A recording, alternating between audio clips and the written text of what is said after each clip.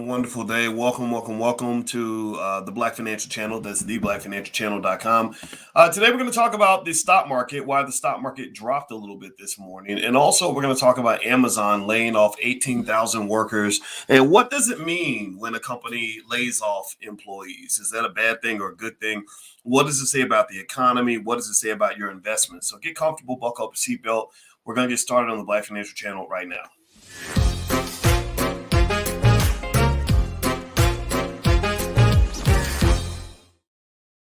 Welcome, everybody, to the Black Financial Channel. That's theblackfinancialchannel.com. My name is Dr. Boyce Watkins. I am your friendly neighborhood finance professor. On the Black Financial Channel, we talk about Black wealth and Black economics every single day, sometimes as much as 10 times a day. And the condition is that we are Black first. Black first means that we put our community at the top of our priority list. The racial wealth gap is something that requires all of our attention. In order for Black wealth to be built, we have to focus on Black people, and I do not apologize for that. So I hope that's okay. Give me a B1 in the chat if you agree, if that philosophy makes sense to you. Give me a B1 also if you're educating your kids. Give me a B1 also if you are buying stock consistently, which I highly recommend that everybody do because the stock market is one of the great keys to wealth. Now, I want to say good morning to everybody. Shout out to your city if you'd like to. Rashad Boyd, how you doing out of Baltimore? Hey, Erlene, how are you? Dirty Work 937, I see you.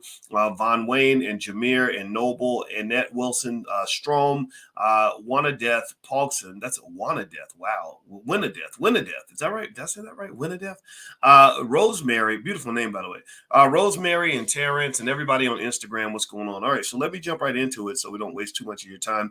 I want to talk to you a little bit about a couple of things. And then at the end, I'm going to point out a stock that I'm going to actually buy, that I bought some shares of today, and I'm going to buy some more shares of. So hang out to the end of the video, and I will tell you a stock that I actually am personally investing in that I believe has tremendous potential based on my research. So today, the stock market, it looked like, at least in the beginning, based on the initial headlines, that the Dow went down today. Let me see here. It looks like it's down 422 points today. Today is January 5th. That's pretty bad. That's sad, but you've got a lot to work out in this economy, a lot to work out in this market. A lot of weird things are happening. Now, on the good note, companies like I know Coinbase just made a deal with the federal government where they had to pay a fine, and their stock price actually, when I saw it before, it had gone up. And that made me happy because I was tired of watching it go down. But a lot of you that are in the Prime program know that that Coinbase has been a great stock to sell stock options on. So I've been able to generate a lot of cash off of that stock by selling the options. And so anyway, the jobs report came out today. It was pretty good. There was a lot of jobs being created in the economy. So you are in a strong economy. Everybody who thinks that we're in a recession right now, I'd have to debate that with you because all the indicators kind of show that there are lots of jobs being created in the economy. But what's confusing about it is that at the same time, you see that Amazon is laying off 18,000 workers. And this is after they laid off 10,000 workers. Now, I want to put that into context because, Amazon's a big employer. And here's the thing. 18,000 workers sounds like a lot, but I want you to guess in the chat how many total employees Amazon has. Give me just a wild guess of how many employees you think Amazon has. So they laid off 10,000 workers. They're laying off another 18,000 workers. How many employees do y'all think that Amazon has total? And then this will kind of put it into context for you. Go ahead and make a guess. All right. So as you're guessing, I'm going to go ahead and give you the answer so we can get on with this conversation. They have 1.4 million, 1,468,000 employees. So getting rid of 18,000 employees means that they go from 1,468,000 employees to 1,450,000 employees. So that is, and that's what industry looks like. When I talk to you guys about what Black wealth needs to look like, I don't care about some rapper who sold 1 million albums. I don't care about some basketball player who signed $100 million contract and bought his mama a house. All those things are nice and cute, but or some celebrity who built one school. What's really wealth, what's really economic power, what really moves the needle is job creation. Jeff Bezos, because of the way he was raised and trained, he wasn't trained to be a basketball player. He wasn't trained to be a rapper. Jeff Bezos was trained to be an engineer. A lot of you have children that were trained to be that are being trained in STEM. right? How many of you got kids or relatives that are good with science, good with computer science, or going to be engineers one day? Well, let me tell you the difference. This is where the Jeff Bezos has come from. I studied Jeff Bezos his whole life because I believe that if we produce 10,000 Jeff Bezoses in the Black community, then we can actually create more wealth than anyone else. Well, Jeff Bezos was trained to study engineering and science and everything else, just like a lot of your kids are. The difference is culture. And as I talk about this in my book, The 10 Commandments of Black Economic Power, it's out now. If you go to boycewatkins.com, feel free to get a copy of the book. The cultural difference is that in Jeff's household, when he showed up as a great engineer, he was also encouraged to be an entrepreneur. He left a good job to go and start Amazon. He sat in a class on how to create a bookstore. He sat there next to librarians and took notes on how to sell books. And then he created Amazon, and he used technology, his engineering skill to scale up Amazon and to sell millions of products to people around the world. The difference in culture is that in a lot of our families, we have 1 million Jeff Bezoses in the Black community. But unfortunately, if they're not using their intelligence to rap or to play basketball or to twerk, a lot of our Jeff Bezoses that become actual engineers are pretty much told to go get a good job.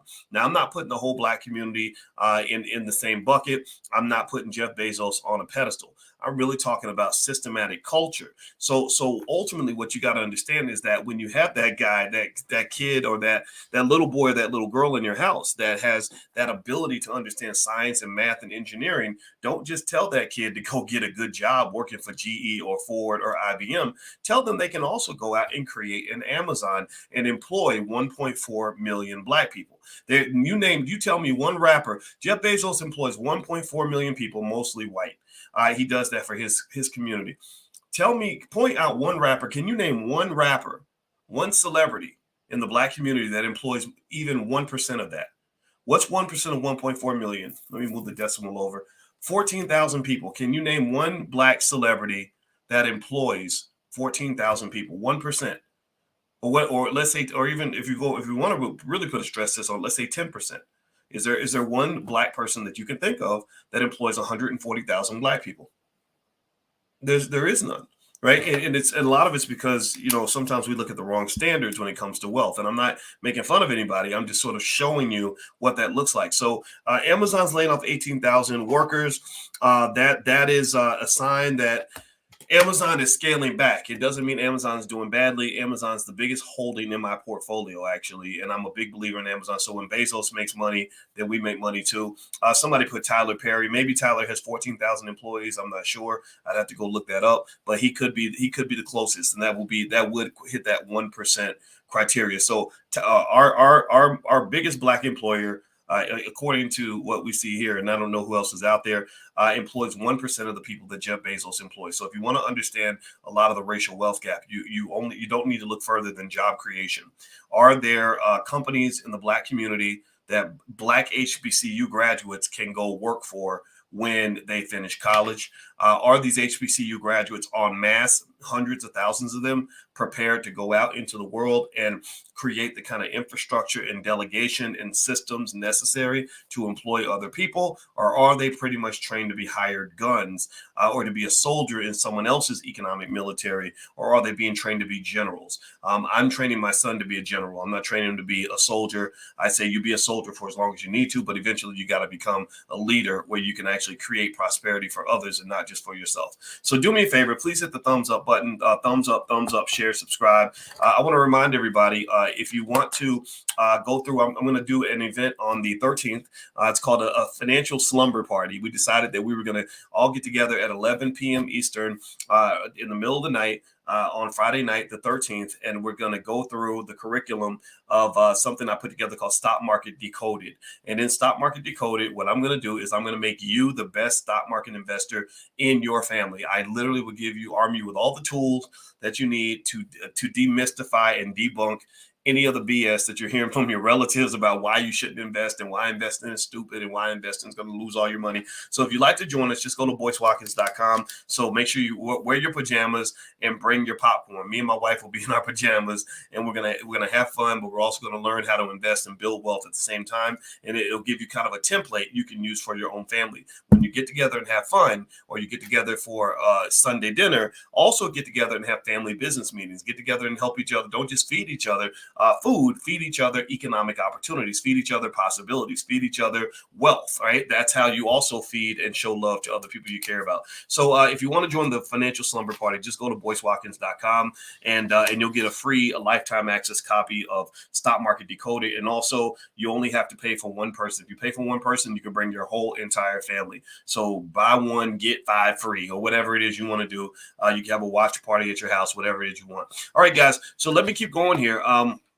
The jobs report was good. That's why the stock market went down. This is the weird world that you live in where good news is bad news and bad news is good. So basically, the good news is that the economy is strong and humming along. Jobs are being created. The bad news is that means the Fed's going to come through and they're going to keep hacking away at the economy. They're going to keep on increasing interest rates. Every time they increase interest rates, it ends up hurting your stocks. And so ultimately, if you're a believer in the whole buy and hold long-term investing strategy, which has been tried and true for the last 120 years, then that means that as the prices keep dropping, you can keep buying, scooping up cheap stocks, but you're going to have to wait for the money to come back. Kathy Wood, a person that I really like and respect a lot, made a really good point about a lot of these tech companies that people are running away from. She said that this downturn in the economy is creating tremendous opportunity, which I don't know how debatable that is, but it's creating tremendous opportunity for these tech companies to really create innovations that are going to be deflationary long term. What does that mean? Well, basically, I think what she's saying is that there's so many really cool things like gene editing and self-driving cars and AI, artificial intelligence, and things like that are going to be really fascinating and that are going to really change entire industries. And she's an investor in companies like that with her ARK investing company. And if you want to know how I feel about ARK, I really like ARK a lot. I think it's really good. Some other interesting news, Tesla stock dropped 5%. And Elon Musk is really getting his butt kicked right now. I know he's talking a lot of smack on Twitter and he owns all these companies and he's always going to be rich. But Elon Musk actually this year became the first person in American history to lose $200 billion in a year. Not American history, world history. There's never been a person in the history of the world that lost $200 billion, even had that much to lose. So Elon Musk's wealth has been bleeding. It's been plummeting. It's pretty ugly. And Tesla stock dropped another 5% today. A lot of the expectations of the stock are just all over the place. And but a lot of people, more people think it's going to go up than down. And there are a lot of people out there that are just making money short selling the stock, and they've been short selling for a long time, and they've made a killing short selling Tesla stock if they were able to hold on. Bed Bath & Beyond may end up going bankrupt. That was a really popular meme stock. It was right there with GameStop and AMC.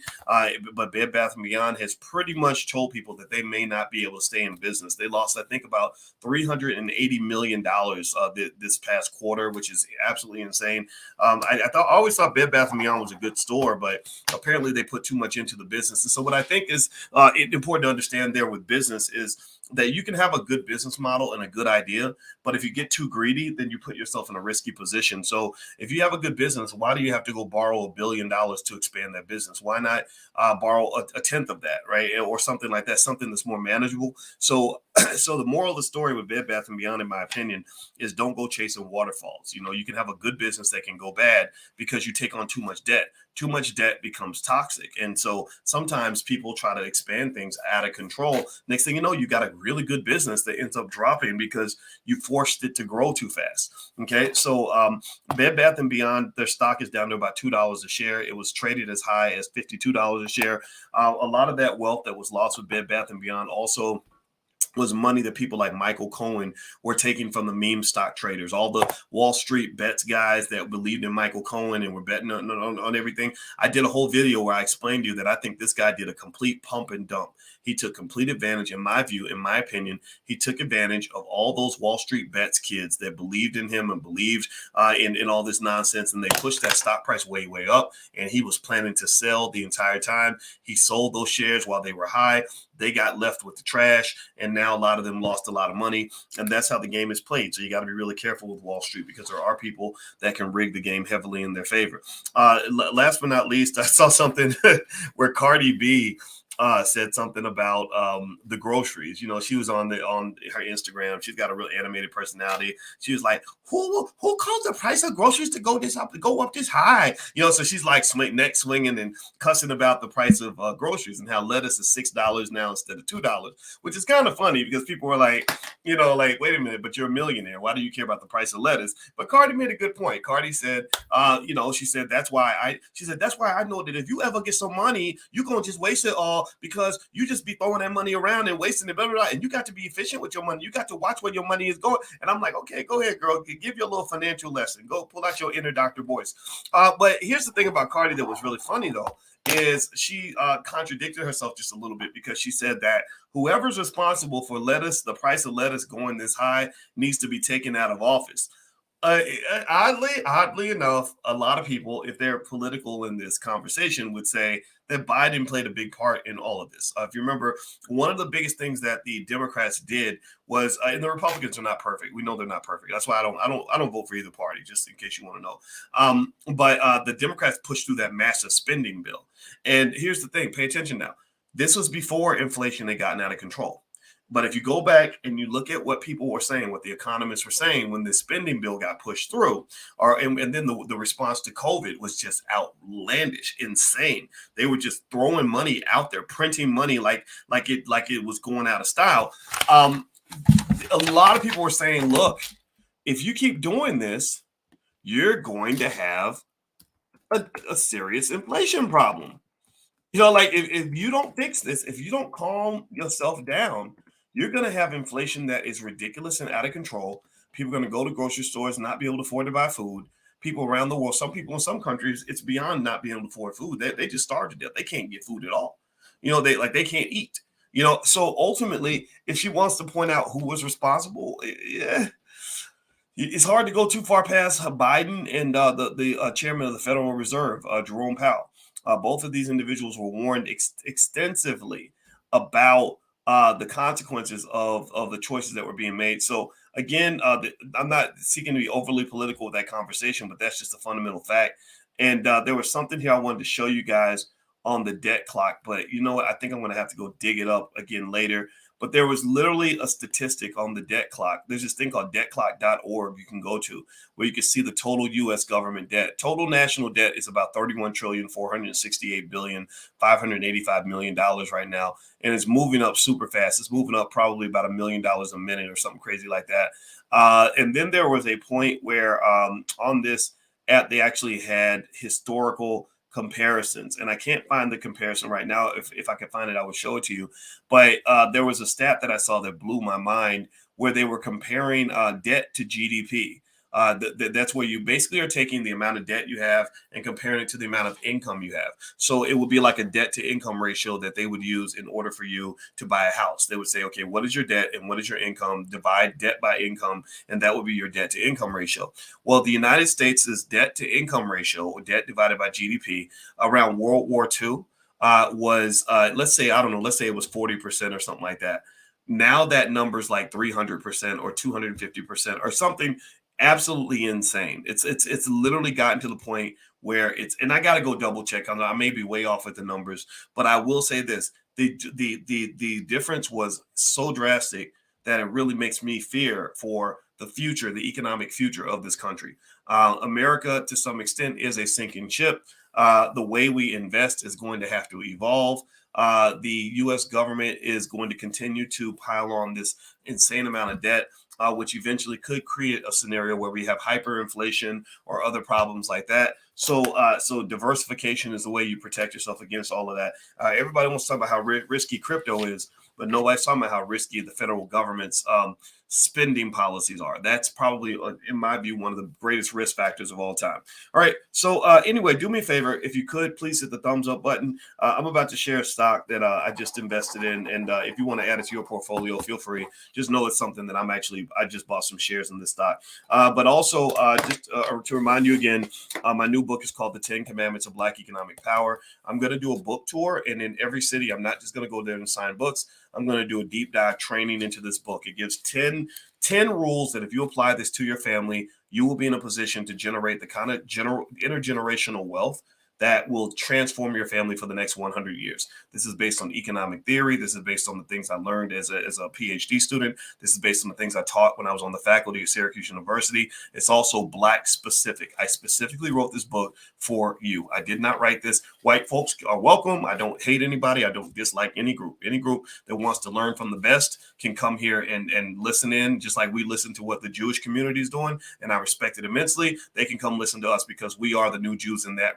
sense. And maybe we're the original Jews. I know that's what my Hebrew Israelite friends tell me too. Either way, whatever you believe, just know that this book is my contribution to making us the most economically intelligent group of people on the planet. I want us to be the people that other people study and emulate. So I'm going to do a deep dive training on how you can implement this into your household. And also, if you want to get a Black Wealth calendar, I put the principles on a Black Wealth calendar so you can put the principles on your refrigerator to have your kids memorize them so that when you build that family business, you'll know what a code of conduct looks like, what a blueprint looks like, how to be in a position to be successful. So all that's on my website, boycewatkins.com. So feel free to go to boycewatkins.com. You can join the financial slumber party on the 13th. You can get your copy of a book if you want. You can go get a calendar if you want. Whatever it is you want, we got you. We got your back. All right. So last but not least, here's the stock that I like. The stock that I like right now is Uber. I just bought some more shares of Uber because I believe that the price of Uber, let me go look at Uber stock right now. Uber stock has been taking a pounding like everything else. And that's just what it is. You know, right now, Uber stock is trading about $25 a share. Let's see, the last year's dropped 40%. I'll share my screen. Now, if you're on Instagram, you won't see it, but I'll just tell you what's on the screen. If you want to see it, you can go to theblackfinancialchannel.com. But let me show you guys Uber stock. So if you look at Uber stock right now, you see that it's gone down the last year by 40%. If you hit the 5-year thing, it's even down over the last 5 years. This is a weird company because they don't really make a lot of money. If you look here under PE ratio, you see there's nothing here. PE ratio is price divided by earnings. The reason their PE ratio is missing is because they're still losing money. Like a lot of people don't know that Uber is still a money losing company for the most part, but Uber has tremendous potential. And I believe that once the economy recovers, given that Uber survives, which I have no reason to believe that they won't, I think Uber is going to be a high flyer, but everything's got to kind of clear up. So once the stock market starts to improve, which will be driven by when the Fed announces that they're going to pivot and stop increasing interest rates. Once that happens, Uber, I believe, will be one of those stocks that just kaboom, just takes off and goes to the next level. So not telling you what to do. This is not investment advice. This is just me sharing what I share with my students. So, and in fact, if you'd like to join us for stock market investing class, we meet every Tuesday. Feel free to go to theblackstockmarketprogram.com and you can take a look. And that's also on my website as well. So anyway, take care, guys. Have a good day. I love you, and I hope you make a ton of money, and I hope your life is better with each passing day. And 2023 belongs to you. Don't forget that, and you just got to have the right attitude. Talk to you guys later. Be good. Peace.